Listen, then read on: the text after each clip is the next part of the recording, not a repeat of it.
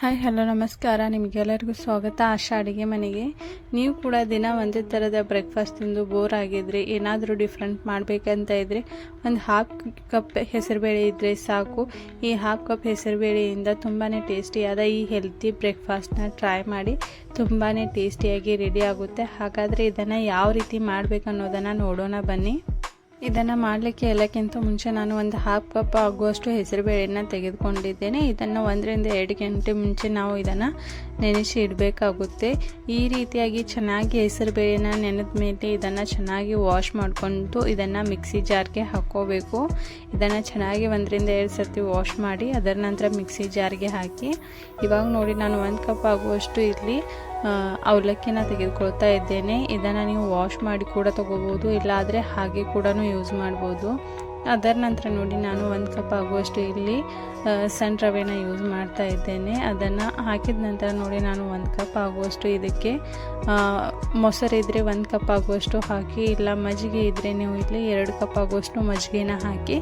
ಅದರ ನಂತರ ನೋಡಿ ಮತ್ತೆ 1 ಕಪ್ ಆಗುವಷ್ಟು ನಾನು ಇದಕ್ಕೆ ನೀರನ್ನು ಹಾಕ್ತಾ ಇದ್ದೇನೆ. ಒಂದು ಅರ್ಧ ಇಂಚದಷ್ಟು ಶುಂಠಿ, ಅದರ ನಂತರ 3 ರಿಂದ 4 ಹಸಿಮೆಣಸಿನ್ಕಾಯಿನ, ಅದರ ನಂತರ ನೋಡಿ ಒಂದು ಹಾಫ್ ಟೇಬಲ್ ಸ್ಪೂನ್ ಆಗುವಷ್ಟು ನಾನು ಇಲ್ಲಿ ಉಪ್ಪನ್ನು ಹಾಕ್ತಾ ಇದ್ದೇನೆ. ನೀವು ನಿಮ್ಮ ರುಚಿಗೆ ತಕ್ಕಷ್ಟು ಹಾಕ್ಬೋದು. ಅದರ ನಂತರ ನೋಡಿ 1 ಚಿಟಿಕೆ ಆಗುವಷ್ಟು ನಾನು ಅರಿಶಿನ ಕೂಡ ಇದಕ್ಕೆ ಹಾಕ್ತಾ ಇದ್ದೇನೆ. ಎಲ್ಲವನ್ನು ಹಾಕಿ ಇದಕ್ಕೆ ಒಂದು ಸ್ವಲ್ಪ ಮಿಕ್ಸ್ ಮಾಡಿ ಮಿಕ್ಸಿ ಜಾರ್ಗೆ ಹಾಕಿಬಿಡಿ. ಇದನ್ನು ಸಣ್ಣ ಮಾಡಲಿಕ್ಕೆ ಬಿಟ್ಬಿಡಿ. ಸಣ್ಣ ಆದ ನಂತರ ನೋಡಿ ಚೆನ್ನಾಗಿ ರುಬ್ಬಿದ ನಂತರ ನೋಡಿ ಸ್ವಲ್ಪ ಕಡಿಮೆ ಬಿದ್ದರೆ ನೀರು ಕೂಡ ಹಾಕ್ಬೋದು. ಇದನ್ನು ಚೆನ್ನಾಗಿ ರುಬ್ಕೊಂಡ ನಂತರ ಇದನ್ನು ಒಂದು ಬೌಲ್ಗೆ ಅಥವಾ ಒಂದು ಪಾತ್ರೆಗೆ ಟ್ರಾನ್ಸ್ಫರ್ ಮಾಡಿ.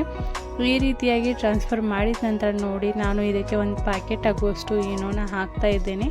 ಈನೋನ ಹಾಕಿ ಚೆನ್ನಾಗಿ ಮತ್ತೆ ಒಂದು ಸರ್ತಿ ಇದನ್ನು ಮಿಕ್ಸ್ ಮಾಡ್ಕೋಬೇಕು. ಇಲ್ಲಿ ನೋಡಿ ಇದನ್ನು ನಾನು ಈ ರೀತಿಯಾಗಿ ಚೆನ್ನಾಗಿ ಮಿಕ್ಸ್ ಮಾಡ್ತಾ ಇದ್ದೇನೆ. ಇದನ್ನು ಈ ರೀತಿಯಾಗಿ ಮಿಕ್ಸ್ ಮಾಡಿ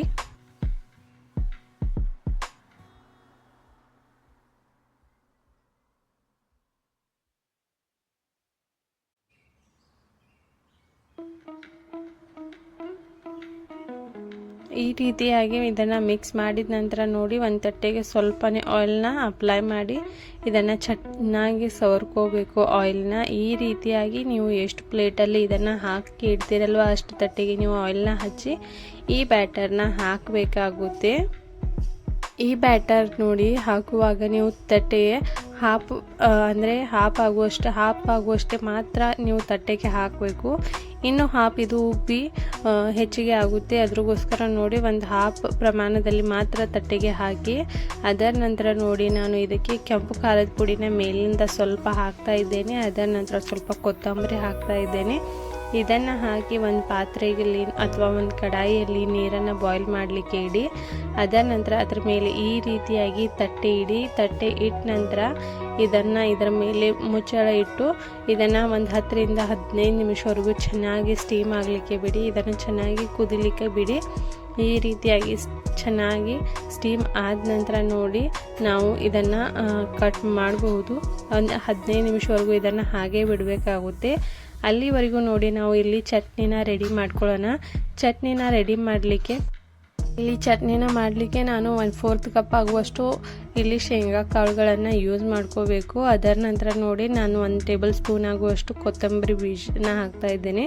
1 ಟೇಬಲ್ ಸ್ಪೂನ್ ಆಗುವಷ್ಟು ನಾನು ಎಳ್ಳೆಣ್ಣೆ ಹಾಕ್ತಾ ಇದ್ದೇನೆ. ಒಂದು ಹಾಫ್ ಟೇಬಲ್ ಸ್ಪೂನ್ ಆಗುವಷ್ಟು ನಾವು ಇಲ್ಲಿ ಜೀರಿಗೆನ ಹಾಕಿ ಇದನ್ನು ನೋಡಿ ಈ ರೀತಿಯಾಗಿ ಚೆನ್ನಾಗಿ ನಾವು ಫ್ರೈ ಮಾಡ್ಕೋಬೇಕು. ಈ ಎಲ್ಲ ಒಣ ಮಸಾಲೆಗಳು ಅಂದರೆ ಈ ಕಾಳುಗಳು ಚೆನ್ನಾಗಿ ಫ್ರೈ ಆದ ನಂತರ ನೋಡಿ ಇದಕ್ಕೆ ನಾನು ಒಂದು ದೊಡ್ಡ ಪ್ರಮಾಣದ ಈರುಳ್ಳಿನ ಕಟ್ ಮಾಡಿ ಹಾಕ್ತಾ ಇದ್ದೇನೆ. ಇದನ್ನು ಹಾಕಿ ಇದನ್ನು ಕೂಡ ನಾವು ಚೆನ್ನಾಗಿ ಫ್ರೈ ಮಾಡ್ಕೋಬೇಕು. ಒಂದು ಸ್ವಲ್ಪ ಈರುಳ್ಳಿ ಚೆನ್ನಾಗಿ ಫ್ರೈ ಆದ ನಂತರ ನೋಡಿ ಇದಕ್ಕೆ ನಾನು 2 ಟೊಮೆಟೊನ ಕೂಡ ಹಾಕ್ತಾ ಇದ್ದೇನೆ. ಈ ರೀತಿಯಾಗಿ ಟೊಮೆಟೊನ ಹಾಕಿ ಇದನ್ನು ಕೂಡ ನಾವು ಚೆನ್ನಾಗಿ ಫ್ರೈ ಮಾಡ್ಕೋಬೇಕು.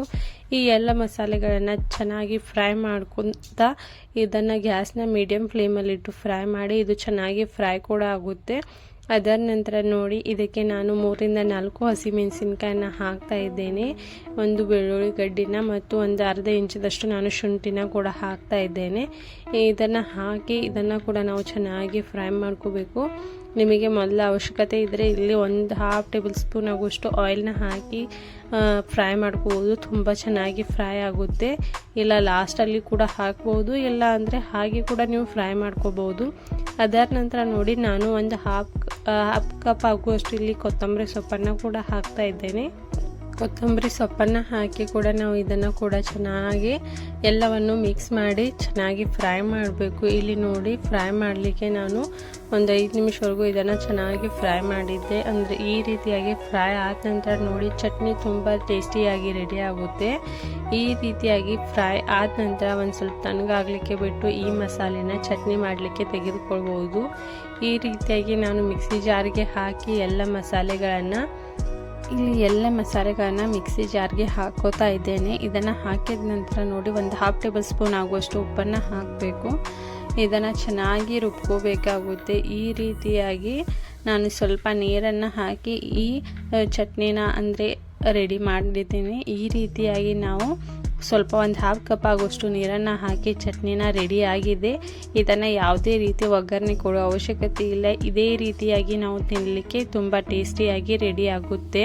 ಇದರ ನಂತರ ನೋಡಿ ಇಲ್ಲಿ ನಾನು ಸ್ಟೀಮ್ ಆಗಲಿಕ್ಕೆ ಅಂದರೆ ಬಾಯ್ಲ್ ಆಗಲಿಕ್ಕೆ ಇಟ್ಟಿರುವಂಥ ಈ ವಡೆಗಳನ್ನು ಅಥವಾ ಈ ಢೋಕ್ಲಾನ ನೀವು ನೋಡ್ಬೋದು ಚೆನ್ನಾಗಿ ರೆಡಿಯಾಗಿದೆ. ಇವಾಗ ನೋಡಿ ನಾವು ಇದನ್ನು ಕಟ್ ಮಾಡಿ ಕೂಡ ತೆಗಿತಾ ಇದ್ದೇನೆ. ಇದು ತಣ್ಣಗಾಗಲಿಕ್ಕೆ ಸ್ವಲ್ಪ ಬಿಟ್ಟು ತಣ್ಣಗಾದ ನಂತರ ಈ ರೀತಿ ವಡೆ ರೀತಿಯಲ್ಲಿ ಇದನ್ನು ಕಟ್ ಮಾಡ್ಕೋಬೇಕು. ಈ ರೀತಿಯಾಗಿ ಕಟ್ ಮಾಡಿದ ನಂತರ ಇದನ್ನು ನೀವು ಸರ್ವ್ ಕೂಡ ಮಾಡ್ಬೋದು, ಇಲ್ಲ ಅಂದರೆ ಒಂದು ಸ್ವಲ್ಪ ತವೆ ಮೇಲೆ ಕೂಡ ಫ್ರೈ ಮಾಡ್ಕೋಬೋದು. ಈ ರೀತಿಯಾಗಿ ತಿನ್ನೋದ್ರಿಂದ ಕೂಡ ತುಂಬಾ ಟೇಸ್ಟಿಯಾಗಿ ರೆಡಿ ಆಗುತ್ತೆ. ಇದು ಹೆಲ್ತಿ ಕೂಡ ಇದೆ, ತುಂಬ ಟೇಸ್ಟಿ ಕೂಡ ಇದೆ. ಒಂದು ಸರ್ತಿ ಟ್ರೈ ಮಾಡಿ. ವಿಡಿಯೋ ಇಷ್ಟವಾದರೆ ಲೈಕ್ ಮಾಡಿ, ಶೇರ್ ಮಾಡಿ, ಸಬ್ಸ್ಕ್ರೈಬ್ ಮಾಡೋದನ್ನು ಮರಿಬೇಡಿ. ಇದೇ ರೀತಿಯಾದ ಹೊಸ ವಿಡಿಯೋಗಳನ್ನು ನೋಡಬೇಕಂತ ಇದ್ದರೆ ಎಲ್ಲಕ್ಕಿಂತ ಮುಂಚೆ ನನ್ನ ಚಾನಲ್ನ ಸಬ್ಸ್ಕ್ರೈಬ್ ಮಾಡಿ. ಇದರಿಂದ ನಾನು ಇನ್ನು ವಿಡಿಯೋಸ್ಗಳನ್ನ ಮಾಡಲಿಕ್ಕೆ ಮೋಟಿವೇಟ್ ಆಗ್ತಾ ಇರ್ತೇನೆ. ಹಾಗಾದರೆ ಇಲ್ಲಿ ನೋಡ್ಬೋದು ಎಷ್ಟು ಚೆನ್ನಾಗಿ ಈ ವಡೆ ಕೂಡ ರೆಡಿ ಆಗಿದೆ ಅಂತ. ತುಂಬ ಸ್ಪಾಂಜಿಯಾಗಿ ತುಂಬ ಟೇಸ್ಟಿಯಾಗಿ ಈ ವಡೆಗಳು ಕೂಡ ರೆಡಿಯಾಗಿದೆ. ಇದನ್ನು ಚಟ್ನಿ ಜೊತೆ ಸರ್ವ್